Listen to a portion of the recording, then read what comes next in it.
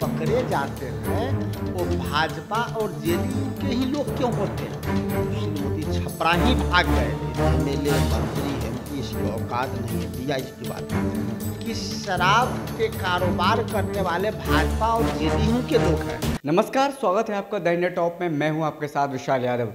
नीतीश कुमार लगातार अपने शराबबंदी को लेकर के कहते हैं कि पूरी तरीके से सक्सेस है और महिलाओं को इसका श्रेय देते हैं। वहीं अगर हम बात करें, बीजेपी के नेता हैं और बीजेपी के सांसद भी हैं राजीव प्रताप रूडी, इन दिनों फिर से शराबबंदी को लेकर सुर्खियों में है। बीते दिनों उनका जो सांसद निधि फंड से एम्बुलेंस मिला था उनमें बालू ढोते हुए नजर आ रहे थे, लेकिन आज जो मामला सामने आया है उसमें शराब मिला है 280 लीटर देशी शराब। इन सब मामलों को लेकर के अब राजनीति भी शुरू हो गई है। इसको लेकर के तेजस्वी यादव ने भी हमला किया है। वहीं बीजेपी पूरी तरीके से अभी बचाव के मूड में है। और अब हम जानने के लिए आए हैं कांग्रेस के प्रवक्ता राजेश राठौर के साथ। राजेश जी, किस तरह ये देखते हैं नीतीश कुमार जिस तरह से लगातार शराबबंदी को सक्सेस बता रहे हैं कि सफलता है ये जो शराब मिला है 280 लीटर। सांसद हैं बीजेपी के सारण से राजीव प्रताप रूडी जी। देखिए, मैंने पूर्व में भी कहा है, आज भी कह रहा हूँ, संपूर्ण देश यह कह रहा है कि शराबबंदी अच्छी बात है, लेकिन विषय है कि बिहार में क्या शराबबंदी है, ये प्रश्न उठता है। जब शराबबंदी के फैसले लिए गए थे तो कांग्रेस पार्टी और आरजेडी का भरपूर समर्थन नीतीश कुमार जी को मिला था और हम लोगों ने ही बंद कराया था, चूँकि हम सरकार में थे। और भारतीय जनता पार्टी जब शराबबंदी के लिए हम यहाँ मानव श्रृंखला की बात किए थे तो सुशील मोदी छपरा ही भाग गए थे, जहाँ आज उस सारण में सांसद निधि के जो एम्बुलेंस है उसमें मरीज के बदले शराब मिल रहा है। आप कोरोना काल में देखे होगा कि एम्बुलेंस के कारण सैकड़ों हजारों मरीजों की जान चली गई। एम्बुलेंस ढक के रख दिया गया था उसी सारण में।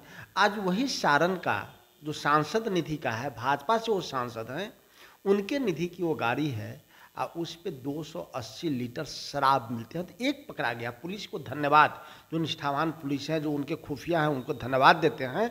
लेकिन ऐसे तो सैकड़ों एम्बुलेंस होंगे जो शराब के कारोबारों में लिप्त होगा। तो एक सवाल उठता है कि शराब माफिया का संरक्षण सरकार ही दे रही है। हम ऐसा नहीं कहते। हम ये भी नहीं कह सकते कि शराब के कारोबार करने वाले भाजपा और जेडीयू के लोग हैं, लेकिन जो पकड़े जाते हैं वो भाजपा और जेडीयू के ही लोग क्यों होते हैं? इससे पहले रामसूरत राय जी भाजपा कोटे के मंत्री हैं, उनके भाई के स्कूल में शराब का बड़ा खेप ट्रक पकड़ा गया। आज तक किसी को सजा हुई क्या? उनके भाई जेल गए क्या? इसमें भी कुछ नहीं होगा। शराबबंदी के उल्लंघन में छोटे छोटे लोग जेल जाते हैं, बड़े लोगों को बिहार में कुछ नहीं हो रहा। जिसका कारण है कि नीतीश कुमार जी कुर्सी बचाने के चक्कर में बिहार के साख, बिहार की गरिमा, बिहार की अस्मिता और बिहार के कानून को स्वयं ताक पर रख दिए हैं। अगर नहीं रखे होते तो बड़े लोगों को सज़ा मिल गई होती। तो आज एम्बुलेंस से बीमारी के बदले शराबी को ढूंढने वाला व्यक्ति आपको नहीं मिलता। आप देखिएगा, इसमें ड्राइवर जेल जाएगा, छोटे छोटे लोग जाएंगे, लेकिन एम्बुलेंस के मालिक, एम्बुलेंस किसके अधीन होता है? कोई भी सरकारी एम्बुलेंस जिला समाहर्ता के अधीन होता है या जिला सिविल सर्जन के अधीन होता है। गांव में कैसे सरकारी फंड का एम्बुलेंस होगा? कोई प्रावधान है? मैंने पिछले बार भी इस बात को उठाया था जब सैकड़ों एम्बुलेंस ढके हुए मिले, कि उस सांसद को काम है कि अपने निधि को सरकार को किसी विषय पर समर्पित कर देना, और उस दिन के बाद, अनुशंसा के बाद, उस सड़क अगर सांसद निधि से बनेगा तो उसका टैक्स सांसद लेगा। अगर चापाकल सांसद निधि से बनेगा तो चापाकल का पानी का पैसा सांसद लेगा। तो अगर ऐसा नहीं है तो एम्बुलेंस सांसद का अधीन कैसे रहेगा? अगर सांसद के नियंत्रण में है तो सांसद पर एफआईआर हो, नहीं तो जिला सिविल सर्जन पे एफआईआर हो।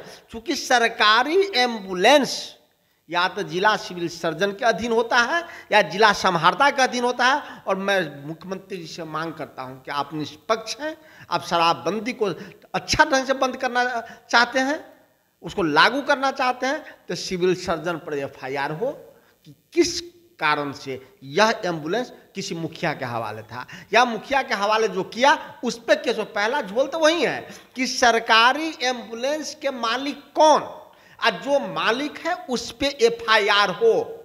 लेकिन आज तक स्पष्ट नहीं है कि सांसद निधि के एम्बुलेंस के मालिक सांसद, जिला संहारता या जिला सिविल सर्जन। ये बड़ा झोल है। ये गलत कारोबार में मुख्यमंत्री के लोग फंसते जाएंगे। मुख्यमंत्री टुकुर टुकुर देखते जाएंगे, क्योंकि उनको पता है, हम सब जानते हैं कि कुर्सी के लिए मुख्यमंत्री जी अनेक बार अपना सिद्धांत बदलते रहते हैं। ये तो बिहार के स्वाभिमान बेच रहे हैं। महिलाओं को सशक्तिकरण की बात कही थी, शराबबंदी की बात कही थी, आज दारू माफिया और बालू माफिया का बोलबाला है। मैं तो ये कह रहा हूँ कि शराब माफिया के चंगुल में यह सरकार है। भले ही मुख्यमंत्री जी का उसमें इन्वॉल्वमेंट नहीं हो, लेकिन मुख्यमंत्री जी ये जानते हैं कि उनके कौन लोग हैं जो शराब माफिया को संरक्षण दे रहे हैं, उनके कौन लोग हैं जो बालू माफिया को संरक्षण दे रहे हैं। अगर मुख्यमंत्री जानते हैं तब कार्रवाई नहीं करते हैं तो भी अच्छी बात नहीं। राजेश जी, एक और बात है कि जिस तरह से बीजेपी इनका बचाव कर रही है, उनका कहना है कि उनका गाड़ी नहीं था, उनके निधि में मिला है, उनका पर्सनल गाड़ी थोड़ी था। मैं तो वही कह रहा हूँ, उनका गाड़ी नहीं था तो गाड़ी थी किसकी? मैंने स्पष्ट कहा कि भारतीय जनता पार्टी और जेडीयू के लोगों को संविधान का ज्ञान नहीं है, कानून का ज्ञान नहीं है कि सांसद निधि से अगर सड़क बनेगा तो उस सड़क का टैक्स कौन लेगा? सांसद। कि जिला का दिन चला गया तो इसका मतलब वह सांसद का एम्बुलेंस नहीं था तो कलेक्टर का होगा, जिला सिविल सर्जन का होगा। तो क्या सिविल सर्जन पर एफआईआर होगा? अगर सिविल सर्जन पर और डीएम पर एफआईआर नहीं होगा तो इसका मतलब है कि सरकार संरक्षित अपराधी, सरकार संरक्षित माफिया शराब के माफिया में लिप्त है, और उसमें भारतीय जनता पार्टी के सबसे ज़्यादा आदमी इन्वॉल्व है, जिसका उदाहरण इससे पहले के मंत्री के भाई और आई आप देखे हैं। इससे पहले रूढ़ी जी के आप देखे होइएगा कि 100 एम्बुलेंस ढके हुए पड़े, तो जब ढक देते हैं तो कहते हैं कि मैं मुखिया को दिया था, जब पकड़े जाते हैं तो दूसरे को हैं, और जब नियंत्रण में करता है तो अपने कैंपस में लगाए रहते हैं।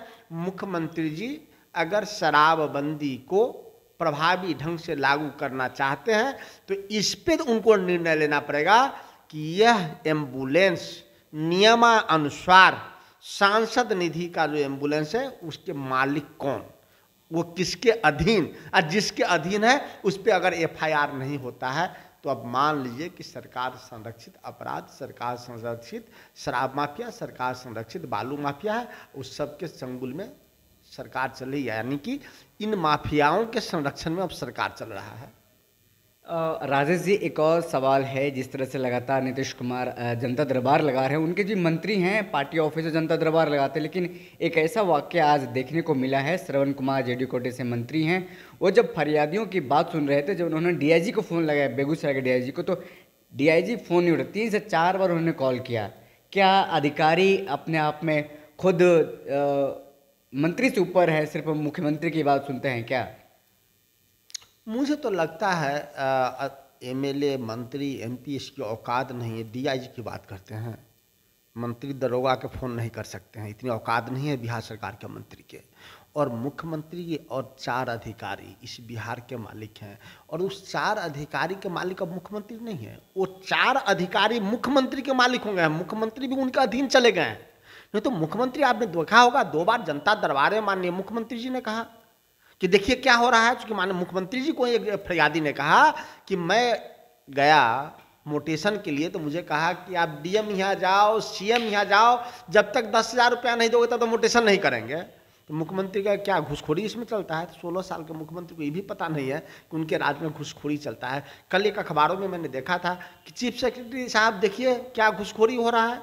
तो ऐसे मुख्यमंत्री बिहार में हैं जिनको यही पता नहीं उनके राज्य में क्या हो रहा है। अगर उनको पता है तब हो रहा है तब कैसे मुख्यमंत्री हैं? तो मुझे लगता है कि 4 अधिकारी के नियंत्रण में स्वयं मुख्यमंत्री चले गए हैं, इसलिए यह राज्य में कुशासन चल रहा है। चूंकि इससे पहले मैं तो नहीं बोला कभी, मदन सहनी उनके मंत्री हैं, उन्होंने कहा कि अधिकारियों की मनमानी है। आज डीआईजी साहब श्रवण कुमार जैसे बड़े व्यक्ति का फोन नहीं उठा रहे हैं। इससे पहले ज्ञानू जी क्या बोले थे कि भारतीय जनता पार्टी के सब मंत्री घूसखोर और चोर हैं। दूसरी तरफ भारतीय जनता पार्टी के लोग कह रहे हैं अफसरशाही है। ये तो मैं नहीं कह रहा हूँ, ये सरकार में रहे हुए लोग बोल रहे हैं कि अफसरशाही है। कल तो उपेंद्र कुशवाहा जी ने पूर्णिया में बोला कि अफसर मनमानी कर रहे हैं। तो आखिर मनमानी किनके कारणों से कर रहे हैं? मुख्यमंत्री जी के कारणों से या मुख्यमंत्री के कार्यालय में 4 बड़े अधिकारी हैं उनके कारणों से? मुझे लगता है कि राज्य को बहुत बुरे वक्त से गुजरना पड़ रहा है, क्योंकि बिहार के मुख्यमंत्री ही 4 ऑफिसर के चंगुल में फंस के अच्छा निर्णय नहीं कर सकते। क्योंकि मुख्यमंत्री के मन में होगा कि हम बेहतर करें तो भी वह नहीं कर सकते, क्योंकि 4 ऐसे माफिया ऑफिसर के चक्कर में फंस गए हैं जिनके कारण से एमएलए और एमपी को उनके सीईओ बीडीओ तो चपरासी समझते हैं।